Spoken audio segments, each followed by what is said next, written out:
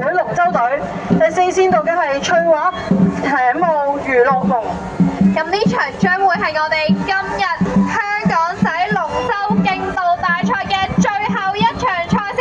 咁我哋見到我哋4線上面嘅隊伍，其實都係好平穩咁樣向前邁進緊嘅。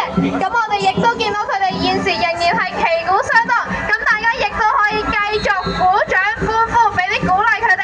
係啦，咁佢哋即將接近我哋100米嘅範圍。咁大家可以繼續密切留意。咁我哋暫時見到1號同埋4號線漁業遊艇會以及翠華艇務娛樂龍係暫時有些少嘅領先，而2號線亦都係緊隨其後。我哋亦都見到3號線嘅健兒們亦都係努力咁樣揮掌向前。好，咁我哋進入到最後50米嘅範圍啦。咁我哋見到咁多架龍舟亦都係加速中啦。咁我哋見到1號已經率先衝線，而2號、4號亦都緊隨其後。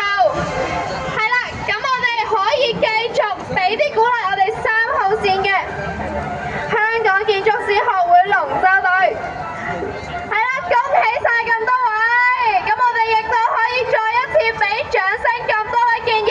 咁我哋今日2025香港仔龍舟競渡大賽嘅所有比賽，亦都已經全部完成。咁多謝咁多位觀眾啦，咁多位街坊朋友喺今日支持我哋咁多場龍舟嘅比賽。咁我哋可以下年再見啦。係啦，另外亦都有請香港大學龍舟隊，請你哋盡快派出代表去到我哋頒獎台上面領獎，唔該晒。咁請啱啱完成咗比賽嘅4支隊伍，亦都同樣係